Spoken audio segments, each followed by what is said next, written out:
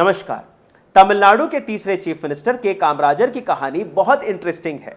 इनको कहा जाता है फादर ऑफ एजुकेशन, जो खुद एक स्कूल ड्रॉप आउट है, 5वीं कक्षा तक पढ़े हैं, एक स्टेट के चीफ मिनिस्टर रह चुके हैं। आखिर इनको फादर ऑफ एजुकेशन क्यों कहा जाता है, इसके पीछे की कहानी आपको जाननी बेहद जरूरी है। यानी जो आप आज एजुकेशन सिस्टम देख रहे हैं पूरे हिंदुस्तान में, खास तौर पर मिड डे मील, खास तौर पर वो बच्चे जो गरीब घरों से आते हैं, उनको स्कूल तक पहुंचाने का जो ट्रैक है, जो रास्ता है, वो इन्होंने बिछाया था। इसके पीछे की कहानी सुनिए आप। एक दिन जब ये रेलवे फाटक के पास इंतजार कर रहे थे रेल के गुजरने का, वहीं इनकी नजर पड़ती है कुछ एक बच्चों पर। बच्चे जो कि भेड़ बकरियां चरा रहे थे, उनके पास पहुंचते हैं, उनसे पूछा जाता है कि आप स्कूल क्यों नहीं गए, आपके माता पिता कहाँ हैं, आपको क्यों नहीं भेजा जाता है स्कूल, और ये क्या काम कर रहे हैं आप। बच्चों का जवाब है, साहब आपका जो स्कूल है वो हमारा पेट नहीं भरता, हमारी भूख नहीं मिटाता। ये भेड़ बकरियां अगर हम इसको चराते हैं, इसको बेचते हैं, तो हमें पैसे मिलते हैं, हमारे माता पिता हमें 2 वक्त की रोटी देते हैं।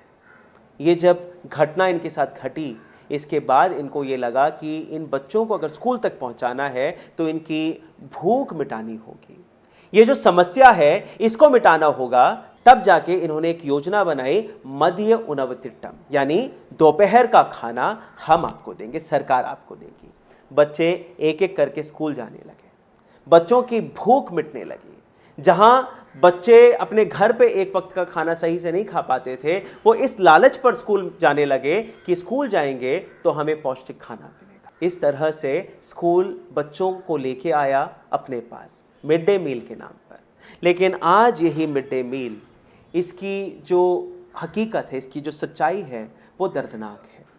एक ऐसा प्रदेश है जहाँ पर जो रसोइये हैं, जो मिड डे मील पकाती हैं, जो इन बच्चों के पेट को भरती हैं, उनके घर में चूल्हा नहीं चल रहा है पिछले 8 महीने से।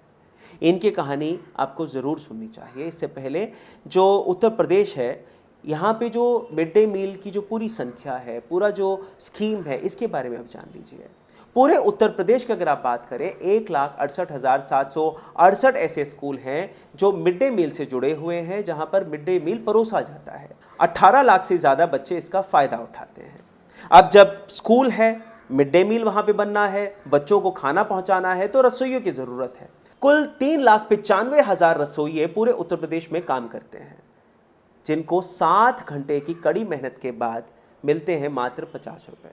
यानी खाना पकाना है, बच्चों को परोसना है, उसके बाद जो बड़े बड़े हांडे हैं उनको भी इन्हीं को धोना है।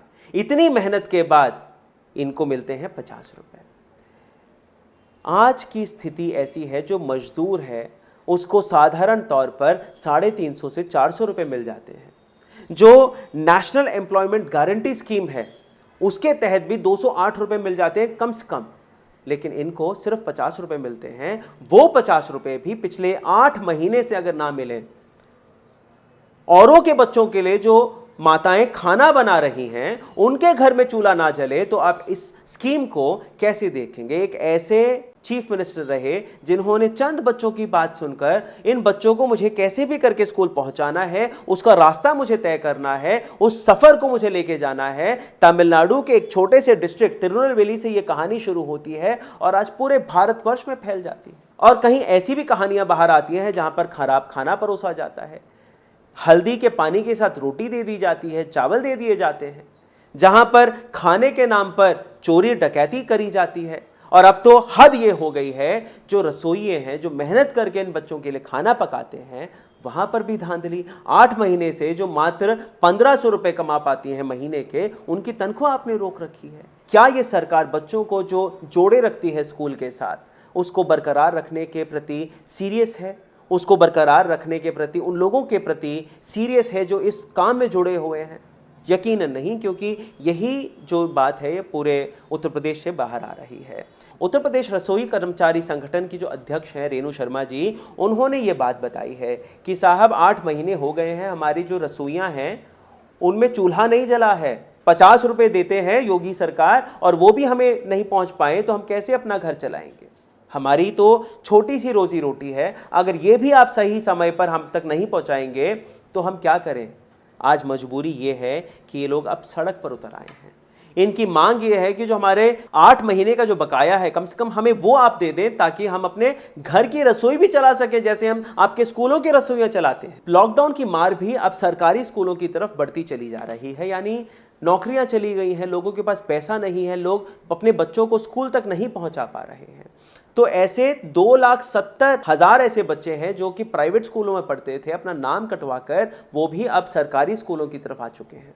इनके भी जो खाने पीने का इंतज़ाम है उनको भी देखना है, वो भी इन्हीं को करना है। सुषमा जो बाराबंकी से आती हैं, उन्होंने बीकॉम की पढ़ाई करी है। बीकॉम पढ़ने के बाद भी उनको जब नौकरी नहीं मिली तो मिड डे मील में रसोइये का काम उनको मिल जाता है। 9 बजे स्कूल आती हैं, शाम तक वहीं रहती हैं, बच्चों के लिए खाना पकाती हैं और शाम को उनको मेहनताना मिलता है 50 रुपये, जो अभी नहीं मिला है पिछले 8 महीने से। इनका ये कहना है कि हमें सिर्फ 1500 रुपये मिलते हैं महीने के। अगर आप देखें आज की जो महंगाई है, इसमें 1000 रुपये का तो सिलेंडर आ जाता है, बाकी के बचे 500 रुपये से मुझे पूरा का पूरा घर चलाना पड़ता है। तेल महंगा हो गया है, आटा चावल चीनी महंगा हो गया है, सब्जी तरकारी खरीदनी है, दुनिया भर की और चीज़ें हैं। 8 महीने 9 महीने आज हो चुके हैं, हमको तनख्वाह नहीं मिल रही है। काली देवी सोनभद्र जो कि बिहार बॉर्डर पर पड़ता है, वहाँ पर रसोइये का काम करती हैं। इनकी हालत देखिए, मात्र 50 रुपये के लिए रोज़ ये मेहनत करती हैं। इनका ये कहना है 5 से 6 महीने हो गए हैं, हमें तनख्वाह नहीं मिली है, मेरे घर में विकलांग बेटा है, मांग कर खाना पड़ता है, ये हमारी स्थिति आ चुकी है। सरकार क्यों नहीं सुनती है हमारी आवाज़। सविता सहारनपुर से आती हैं, ये भी रसोइयाँ हैं।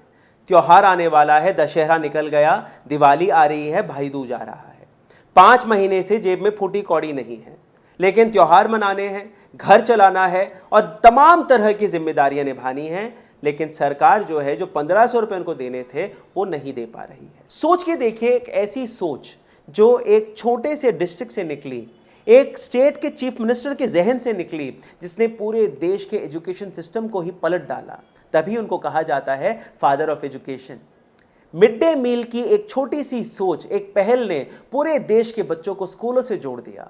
उनकी भूख की लालसा ने उनको विद्वान बना दिया। कितने ऐसे बच्चे हैं जो मिड डे मील के जरिए आज कहीं टीचर हैं, कहीं डॉक्टर हैं, कहीं इंजीनियर हैं और अपने जीवन में कुछ ना कुछ करे जा रहे हैं।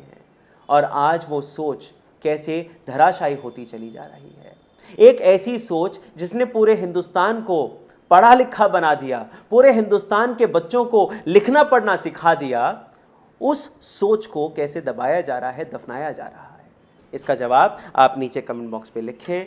इस वीडियो को आप जितना शेयर कर सके उतना शेयर करें, ताकि ये जितने भी लोग हैं, जो बच्चे हैं 18 लाख बच्चे, उनको सही पौष्टिक खाना मिल पाए, सही तरह से मिल पाए, समय पे मिल पाए। और उसके उलट जो ये बनाती हैं, जो पकाती हैं, जो रसोइये हैं, 3,95,000 ये जो लोग हैं, इनको इनका बकाया मिले, ताकि खुशी खुशी अपना त्यौहार मना सके।